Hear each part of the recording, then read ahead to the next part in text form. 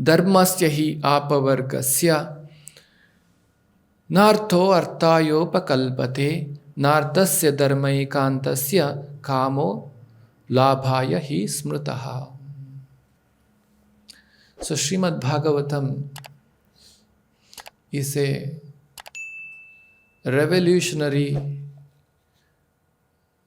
literature or thought process for the entire human society.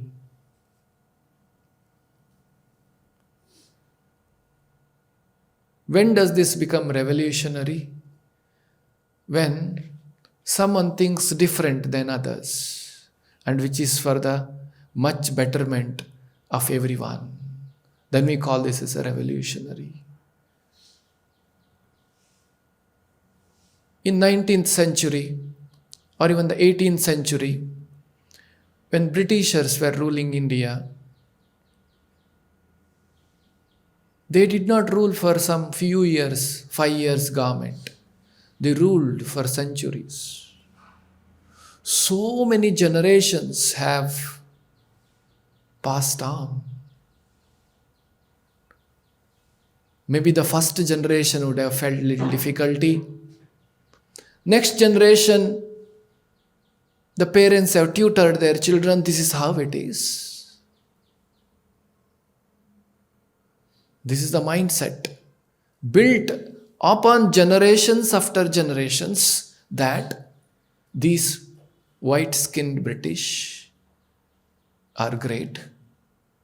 They are very intelligent. They rule us and we should obey, we should pay tax to them. And we should do our duty. They are the kings. And as per our dharma, we should respect the Raja as good as God. So we wrote wonderful songs.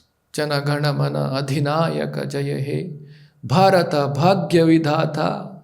Glorifying them, he has brought fortune to our country.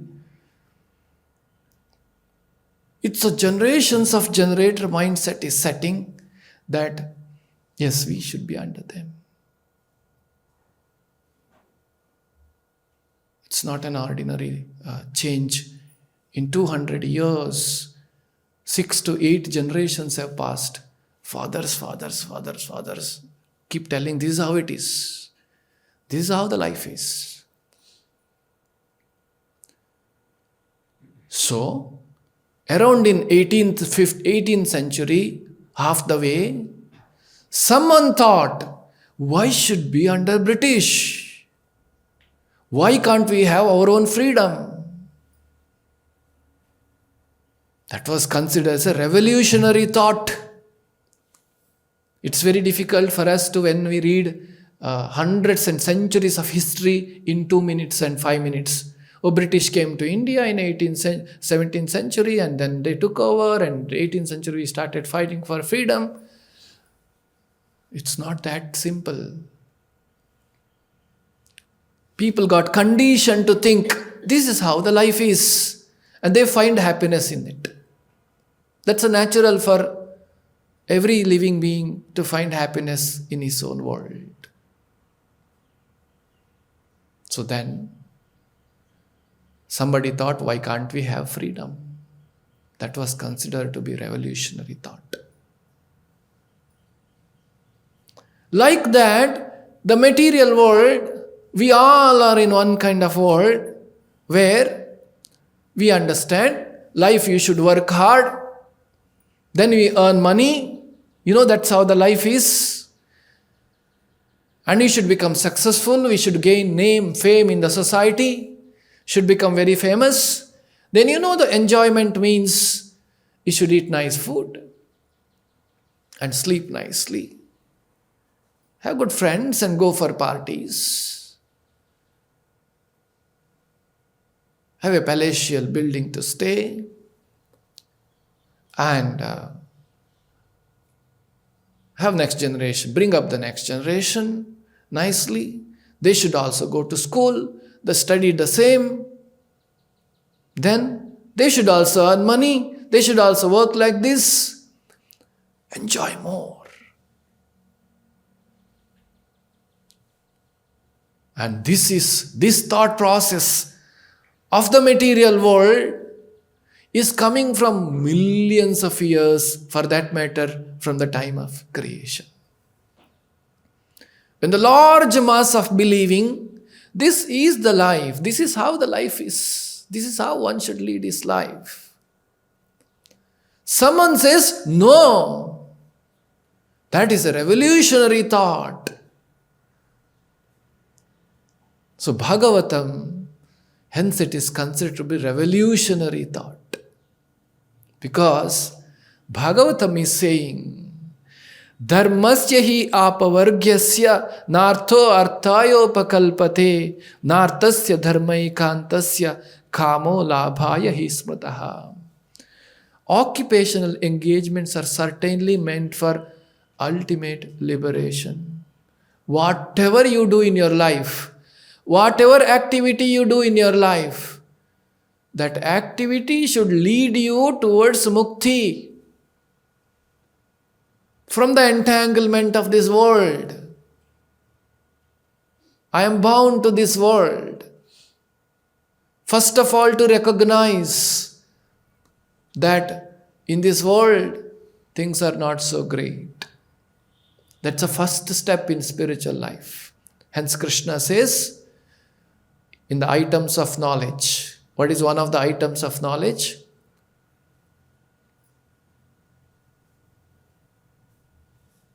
Janma, mrityu, jara, vyadhi, dukkha, doshanudarshanam. Understanding that dukkha, doshanudarshanam is the part of this world is the first step to realize.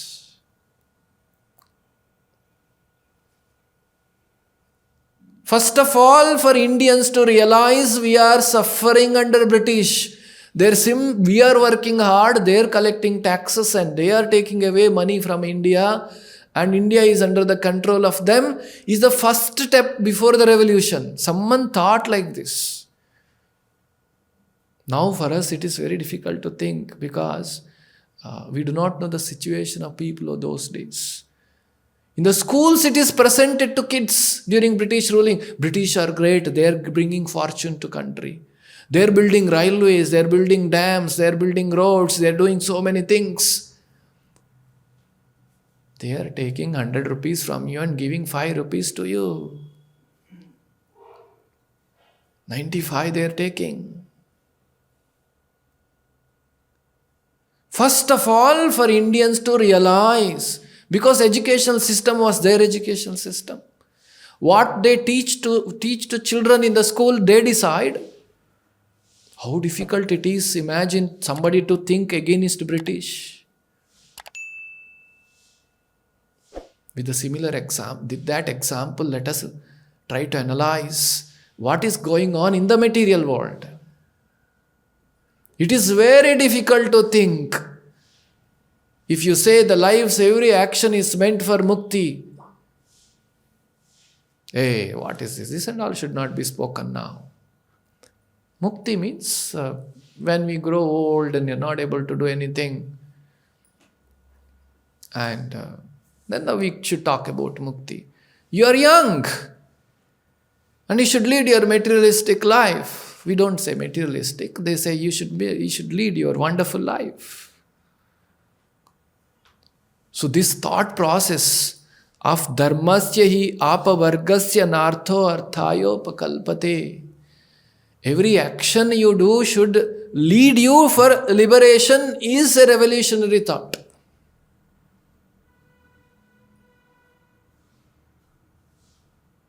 For that we should realize janma, mrityu, jara, vyadhi, dukkha, doshanudarshanam. More we realize that in the material world there is a suffering.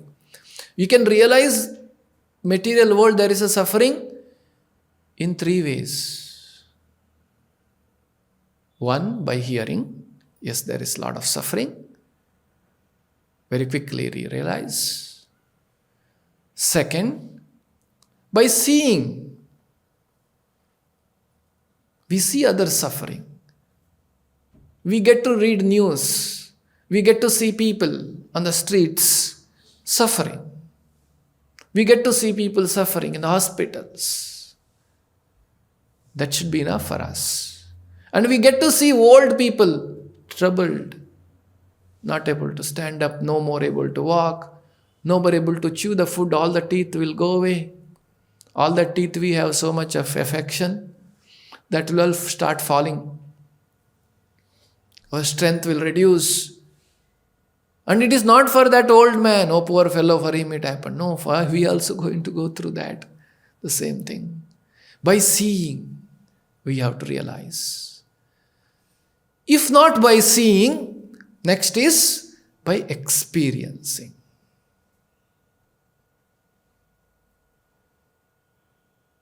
Some people have very good karma, punya karma, they may not immediately experience. But it is matter of time.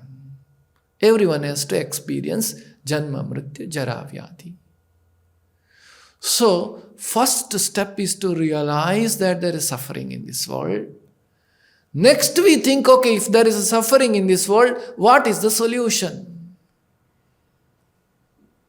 And the first solution comes to people's mind who are very religious is, let us go to God and say, God, don't give me suffering. So nice of them. At least they go to God and say, please don't give me suffering. It's nice of them. But God said, I can't help you. This place is place of misery. In the Bhagavad Gita, Krishna revealed it. Dukkhalayam ashashvatam. I have not made this place for that. And of course, God sanctions what best facility can be given in this world for those who go and having good attitude of punya karma, they'll be given that special facilities. Just like that, if somebody would have reconciled and the British was ruling, no, let us go to British, let us tell them, let us not collect so much tax, let us request them to collect less tax. Let us be very submissive to British. Maybe those who are very submissive to British, they are elevated in the positions of government. But they are not want to give liberation. They want to give some little more facilities, little more happiness. Like that, people who are very much surrendered to God and they believe in God, they think that let us go to God and ask for relief from all these miseries. And sometimes, based on our attitude and punya karma, and with the blessings of God, somebody is relieved. He becomes very happy. But he doesn't understand that relief is temporary. He goes on telling to the world, I went to that God and my difficulties were solved. Then more people go there. By seeing more people go, further more people start going. Just like when you watch reels, you see how many people watched it. And how many people watched it, you will watch. If only 2 people have watched, you don't want to watch it. If 1 million people have watched, you're interested what it is. Why so many people are watching? By seeing so many people are going to that God because who is benefiting, more people go. By seeing people further go and they want to take benefit. Now again there is a mass movement of going to God, taking the benefit of the God's blessings and continuing in this world. Now Bhagavatam does not stop there. It goes to the next level. Even that is wrong. That religious system going to God for the material benefit is considered to be Kaitava dharma. Is a cheating religion. Don't go there. Like that, when British were ruling, some of the Indians went and asked and begged the British, we will glorify you, we will give you all facilities, but don't collect so much tax, give us a little more freedom. They're elevated.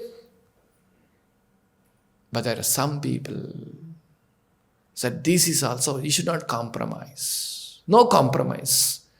Only one solution. They should go out of our country. and they were prosecuted by British. Very rare person at that time. Like Bhagavatam is coming out and saying, Kaitava dharma. No, don't go to God for your material benefits, for religious it is not for benefiting you, for enjoying in this world more and more and more in sense gratification. Don't think like this. When we say this, many people leave us. That's what Srila Prabhupada said. No. In ISKCON, in a bhakti movement, you don't see so many people coming compared to maybe other so-called religious organizations which are giving some solutions, immediate solutions for your material sufferings. We don't have. Because we say that don't go to God for these purposes. This is a Kaitava dharma. Very few people come for this. Someone said, if you sell groundnut, many people come and buy. But if you're selling diamond, very few people come. So Krishna consciousness is diamond. Not everybody can afford. Everybody will be able to think of taking into bhakti and rendering selfless devotional service. So, Bhagavatam, hence considered to be very revolutionary thought. And taking this thought, Srila Prabhupada went to America, where full of sense gratification is there. Nobody could have thought somebody will accept this kind of revolutionary thought of bhakti, giving up sense gratification. So we as devotees, we should be convinced and understand that Bhagavatam's revolutionary thought is our life. We are following Bhagavata dharma. We are not interested in sense gratification.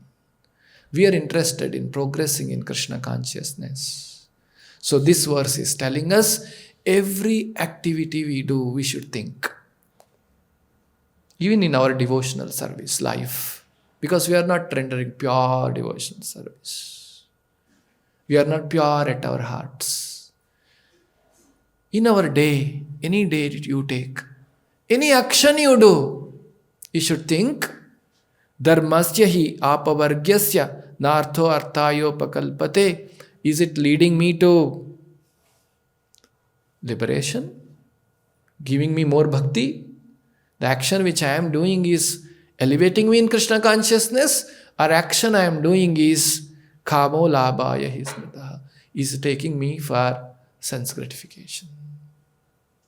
So devotees have responsibilities of ensuring their actions are leading towards more and more bhakti, not for bhukti. So this is the measure we should all take in our life. Why? Why all these things? What for suffering? If British go away from the country, is it not good for the country? They'll get the complete freedom. We are looking for complete freedom. It is going to give us happiness. Ultimately for happiness. Not this kind of Kaitava dharma happiness. Another kind of happiness. That happiness has no limit. Anandam buddhivardhanam. It will go on increasing. This happiness is going to increase. So we should look for the happiness which is going to increase. When you are enjoying something, please reflect on, is this happiness in my life is going to increase or it's only for time being? Reflect. After 5 years, will I be enjoying the same thing like this? After 10 years, after 15 years, after 20 years, after 50 years. If your answer is no, it's a Right now I am young and I am able to enjoy like this. When I become old, I may not. That means that this is not taking you for liberation. The actions which are enjoyment, which is eternal, permanent, that enjoyment is taking us towards mukti. That enjoyment is what we should be taking. Hare Krishna, Krishna Krishna, Hare Hare, Hare Rama, Rama Rama, Hare Hare. Is it permanent? 5 years from now you can enjoy this. 10 years from now you can enjoy this. 30 years from now you can enjoy this. Or you get bored and say, thoda change karo, mantra, say, bore ho gaya. 50 years from you can enjoy this. Yes. Then this is taking you for mukti. Sitting and discussing with devotees about Krishna, about Bhagavata, about the topics of Krishna Katha. You enjoy that. Does that enjoyment last? Or it ends? We go on enjoying that after 5 years, after 10 years, after 15 years, after 50 years. Yes. That's enjoyment is for liberation. And that enjoyment is going to increase. Like suppose you take a nice sweet gulab jamun, a rasgulla.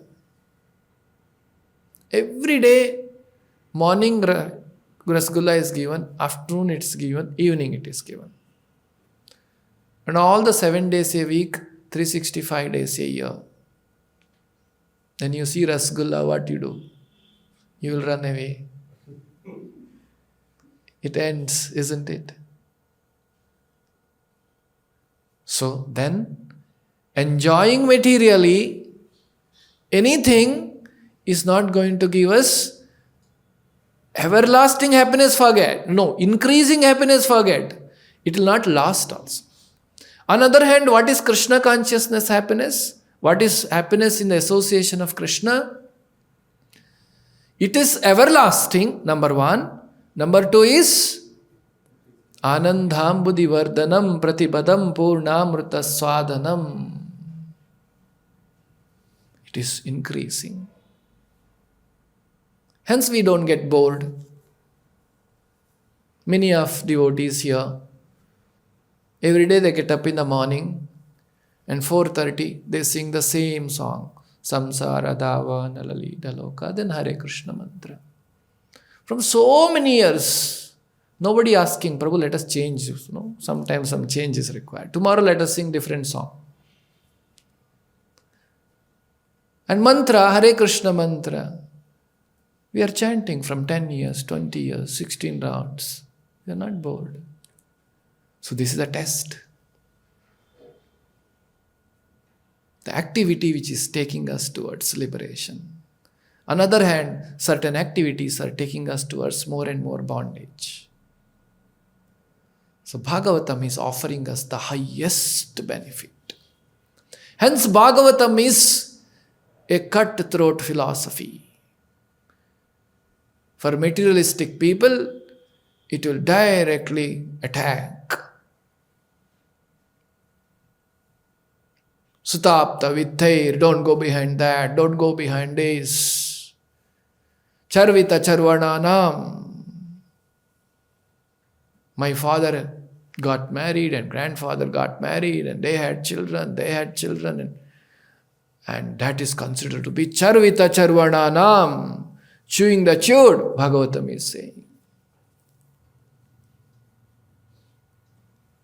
When Prahlada Maharaja came from the Gurukula, Hiranyakashipu asked, tell me one best thing what you learned.